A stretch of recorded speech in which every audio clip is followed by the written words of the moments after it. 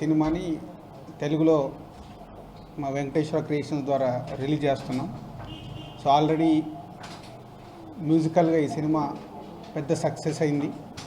అలాగే విజువల్స్గా ఇప్పటివరకు వచ్చిన ప్రోమోస్ ప్రతి ఏ ప్రోమోకు ఆ ప్రోమోని అన్నట్టుగా ఎస్పెషల్లీ యూత్లో చాలా క్రేజీని క్రియేట్ చేసి ఎప్పుడు రిలీజ్ అవుతుందని ప్రేక్షకులు వెయిటింగ్లో ఉన్నారు. సో ఈ సమ్మర్లో మా సంస్థ ద్వారా రిలీజ్ అవుతున్న ఈ సినిమా నిన్ననే సెన్సార్ కంప్లీట్ చేసుకొని యూఏ సర్టిఫికేట్ వచ్చింది. సో ఈ నెక్స్ట్ వీక్ ఈ సినిమాని రిలీజ్ చేస్తున్నాం, తెలుగు వర్షన్ టోటల్ వరల్డ్ వైడ్గా.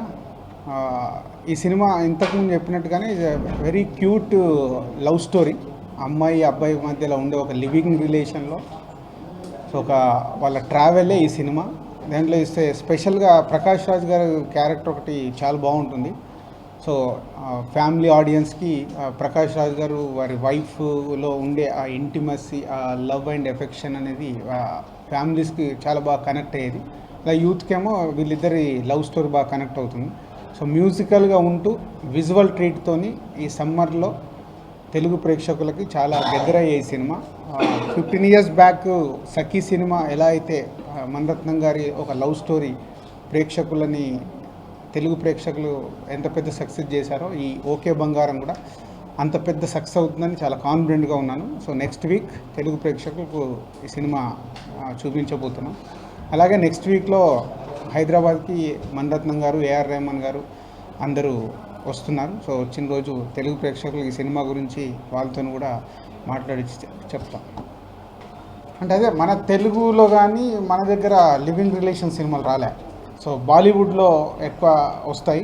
సో ఫస్ట్ టైం సఖీలో ఎలా అయితే ఇద్దరు ప్రేమికులు పెళ్లి చేసుకొని ఇంట్లో తెలియకుండా ఎలా అయితే ఒక కాపురం లాగా పెడతారో అలా ఈ సినిమాలో ఒక అమ్మాయి అబ్బాయి బాంబేలో పరిచయమై వాళ్ళు కొన్ని రోజుల్లో వేరే దేశాలకు వెళ్ళిపోవడానికి వాళ్ళ ప్రొఫెషనల్గా వెళ్ళటానికి ఫిక్స్ అయిన వాళ్ళు కొన్ని రోజులు కలిసి ఉండాల్సిన సిచ్యువేషన్ వస్తుంది.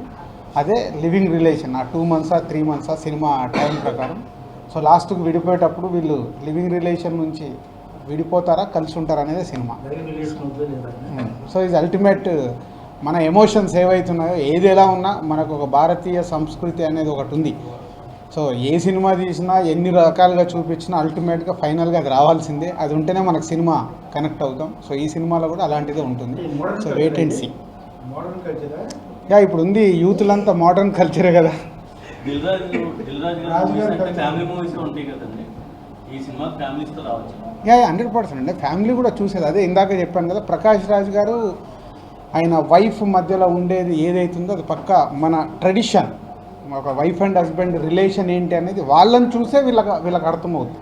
అంటే ప్రజెంట్ ఉన్న యూత్లో ఎలా ఆలోచిస్తున్నారు, అదే ఒక పెళ్ళయి ఒక 50 years ఉన్న కపుల్ ఎలా ఉంటున్నారు అనేది కంపారిజనే ఈజ్ ఏ సినిమా. ఎస్.